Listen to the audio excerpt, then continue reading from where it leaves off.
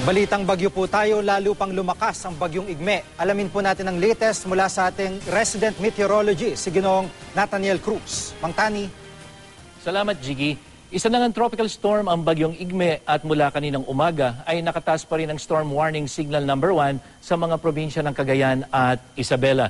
Ayon sa Pag-asa, huling namataan ang bagyong Igme 315 kilometers east-northeast ng Apari, Cagayan at may lakas itong aabot ngayon ng 65 kilometers per hour near the center at bugsong aabot naman ng 80 kilometers per hour.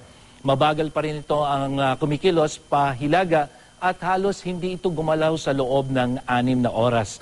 Sa datos na nakalap ng Weather Central, hindi inaasahan ang pagtama sa lupa nitong bagyong Igme at makikita natin na ito ay patungo ng Taiwan kung hindi magbabago ang kilos nito.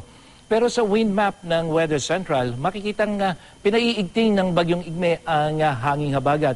Ito yung kulay pula at kulay orange na mga arrows dito sa bandang kanluran ng Luzon. Kaya sa ating wave height forecast, magiging maalon po dito sa eastern seaboard ng Luzon. Kaya delikado po ang pumalaot sa mga karagatan dyan. Pero sa Masbate kung saan kasalukuyan pa rin isinasagawa ang search and rescue operations para kay Interior Secretary Jess Robredo, hindi po ganong matataas ang alon na mararanasan. Pero may mga pag-ulan pong mararanasan doon. Ngayon pong gabi hanggang bukas pong maghapon yan, may mga rain showers tayong dapat asahan. At bukod sa Masbate, magiging maulan din sa Northern Luzon at ito po ay dahil sa epekto ng bagyong Sigme, lalo na dito sa may western section ng Central at Southern Luzon dahil po sa hanging habagat.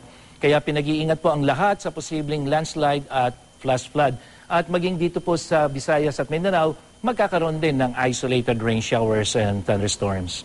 Ano man ang panahon, magplano, magsiguro, makibalita sa GMA Weather. Ako po si Nathaniel Cruz para sa I Am Ready, serbisyong totoo ng GMA News. Marami pong salamat, Mang Tani.